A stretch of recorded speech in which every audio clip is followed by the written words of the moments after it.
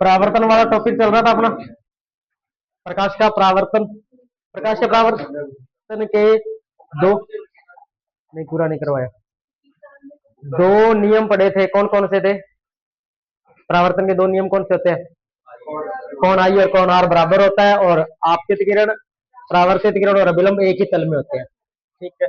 और अपने एक दो फैक्ट पढ़े थे, प्रतिबिंब कैसा बनता है? प्रतिबिंब एक तो आभासी होगा और सीधा होगा, और जो बिंब की दूरी, दर्पण से बिंब जितनी दूर रखा है, प्रतिबिंब भी क्या होता है, उतनी ही दूरी पे बनता है। ये आपको बताया था कि यहाँ कोई वस्तु रखी हुई है, कोई व्यक्ति खड़ा है इस दर्पण के सामने, तो जितनी दूरी पे ये खड़ा है उतनी ही दूरी पे उसका क्या बनेगा, प्रतिबिंब बनेगा, सेम डिस्टेंस पे। पाशरों परावर्तन पढ़ा था, क्या होता है पाशरों? लैटरल रिफ्लेक्शन, कि जिसमें बाया दाया दाया बाया हो जाता है, वो कहता है। इसीलिए जो एम्बुलेंस होता है, व्हीकल में देखा हुआ एम्बुलेंस उल्टा लिखा होता है, ताकि दर्पण में आप देखोगे तो वो वापस क्या हो जाए, सीधा हो जाए, पाशरों परावर्तन की वजह से, ठीक है। अब आगे आपको देखना है समतल दर्पण। हाँ, समतल दर्पण से प्रतिबिंब की संख्या। समतल दर्पण की फोकस दूरी कितनी होती है? अनंत होती है। एक एक तो नहीं होती, किसी की जरूरत नहीं है। समतल दर्पण की फोकस दूरी अनंत होती है, कल एब्सेंट था ना। प्रतिबिंब की संख्या, कि जब दो दर्पणों को रख दिया जाए, तीन दर्पण रख दिए या चार दर्पणों को एक एंगल पे फिक्स कर दे, तो दर्पणों में प्रतिबिंब कितने बनेंगे वो संख्या निकालनी है। तो एक सूत्र याद रखना आपको, संख्या बराबर 360 बटा में थीटा माइनस 1। ये आपने मान लो तीन दर्पण रख दिए, कितने डिग्री पे?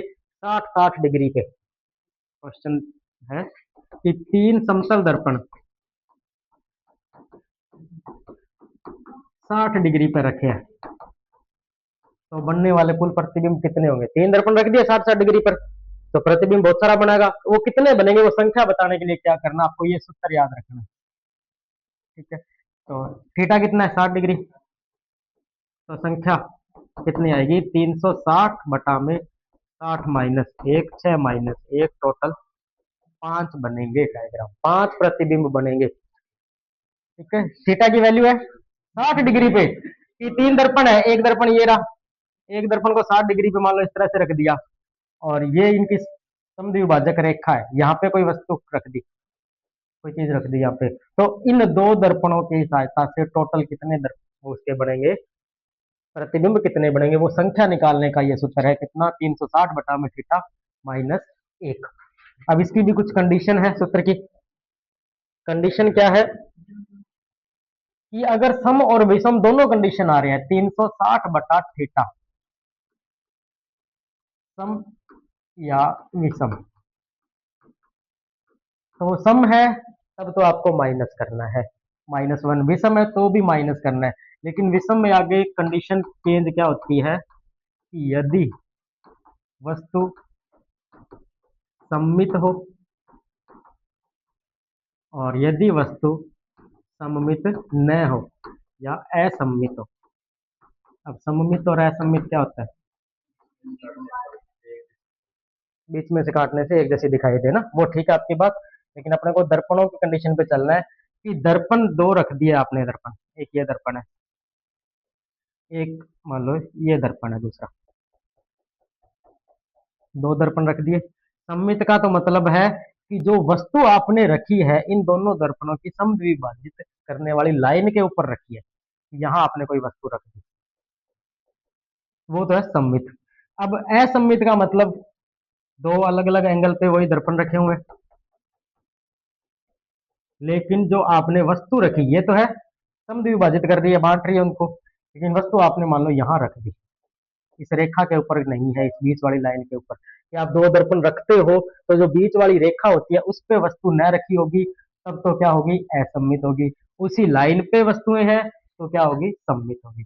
तो सममित है तो आपको 360 माइनस 1 करना ही है। सममित की कंडीशन तो यही है, थीटा माइनस 1।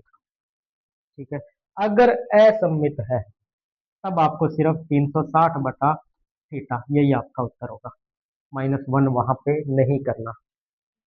क्वेश्चन कैसे आएगा कि मान लो कि दो समतल दर्पण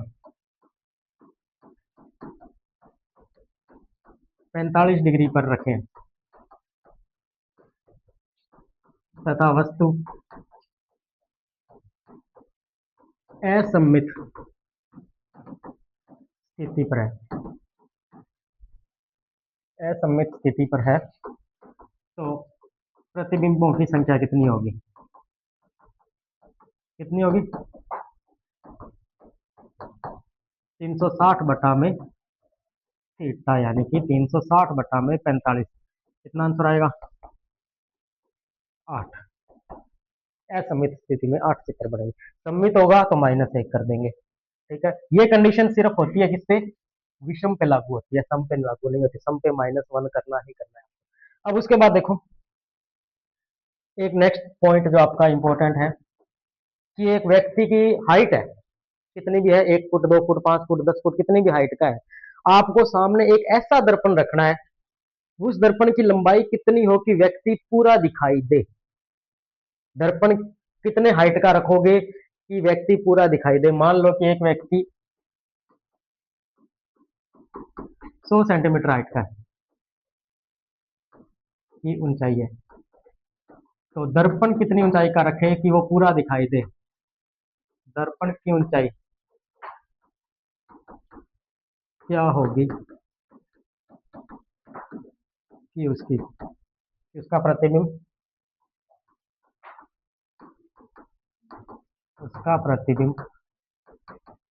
पूरा बने?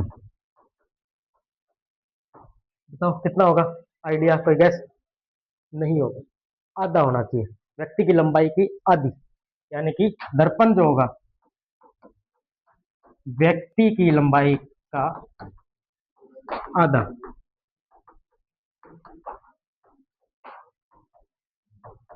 यानी कि 100 सेंटीमीटर है तो दर्पण आपको लेना है 50 सेंटीमीटर का। 100 बटा 2 आधा करना है, 50 सेंटीमीटर का दर्पण लोगे तभी वो क्या होगा, उसकी पूरी की पूरी इमेज बनेगी, पूरा दिखाई देगा। ये बात आपको ध्यान रखनी है। ठीक है, तो समतल दर्पण के उपयोग देखते हैं, कहाँ कहाँ यूज होता है। एक तो नाई यूज करता है ना, या घरों में अपने एक दर्पण के रूप में उपयोग करते हैं। नाई सैलून के अंदर अवतल दर्पण भी उपयोग होता है, ध्यान रखना, समतल भी, लेकिन यहाँ अपने यूज करते हैं समतल वगैरह। जो बड़े बड़े सैलून होते हैं वो यूज करते हैं अवतल दर्पण, क्योंकि उसमें जो आकार है वो बड़ा दिखाई देता है प्रतिबिंब। इस वजह से वहां पे क्या है कि जो अवतल दर्पण भी आ सकता है, समतल का भी उपयोग करते हैं, घरों में अपने यूज होता है, समतल दर्पण यूज होता है, लेकिन जो सैलून है बड़े बड़े, वहां पे अवतल दर्पण का उपयोग किया जाता है। दूसरा, एक पेरिस्कोप आता है, नाम सुना है? क्या होता है पेरिस्कोप? टेलीस्कोप तो सुना है, पेरिस्कोप। और एक आता है कैलाइडोस्कोप। कैलाइडोस्कोप, मेले के अंदर एक कैमरा आता था, उसमें अपने देखते थे, ऊपर से घुमाते थे, फोटो चेंज होती रहती थी, कि उसको घुमाया फोटो चेंज, फिर घुमाया फिर फोटो चेंज। वो सारा का सारा काम होता है वो कैलाइडोस्कोप पे होता है। यानी कि समतल दर्पण लगाए जाते हैं उसके अंदर, उसको जैसे जैसे घुमाते जाओगे तो इमेज क्या है, बदलती जाती है। पेरिस्कोप क्या होता है? पनडुब्बी सभी ने देखी है, उसके अंदर क्या होता है कि पनडुब्बी पानी में चलती है, बाहर देखने के लिए इस तरह का एक उपकरण लगा होता है तो दूरबीन ही तो पेरिस्कोप। स्कोप का मतलब क्या है? दूर देखना। यहाँ पे कोई व्यक्ति देख रहा है, ठीक है, यहाँ से कोई व्यक्ति देख रहा है, तो पेरिस्कोप के अंदर जो दर्पण रखे जाते हैं वो याद रखना 45 डिग्री कोण पे रखे जाते हैं। एक दर्पण यहाँ रखा जाता है, एक दर्पण आपका रखा जाएगा यहाँ, तो यहाँ से परावर्तन यहाँ ये टकराएगा, फिर आपको बाहर दिखाई देता है। तो ये तो है पेरिस्कोप, यहाँ से देख रहा है 45 डिग्री पे रखा, और ये यहाँ पे क्या है, बाहर देखने के लिए। बंकर में पुराने टाइम में सैनिक यूज करते थे कि जो अंडर कवर बंकर में छुपे हुए हैं, जो सामने जमीन पे चल रहे हैं, उनको देखने के लिए क्या करते थे, पेरिस्कोप का यूज करते थे। कितने डिग्री पे कौन दर्पण लगाए जाते हैं? 45 डिग्री पे दर्पण लगाए जाते हैं। इसको बहुमूर्तिदर्शी भी बोलते हैं, कैलाइडोस्कोप को बहुमूर्तिदर्शी, कैलाइडोस्कोप को। और ये सैलून वगैरह में आपको ध्यान ही है, दर्पण यूज होते हैं, ये इसके उपयोग है समतल दर्पण के। ठीक है, समतल दर्पण से परावर्तन पढ़ लिया, समतल दर्पण से प्रतिबिंबों की संख्या कितनी बनेगी, और उपयोग उसके पढ़ लिए। उपयोग याद रखना, पेरिस्कोप, कैलाइडोस्कोप, और इसमें कौन ध्यान रखना। ठीक है, ये आपका समतल दर्पण पूरा। उसके बाद दर्पण के दो प्रकार हो रहे हैं, अवतल और उत्तल, वो करेंगे। ठीक है।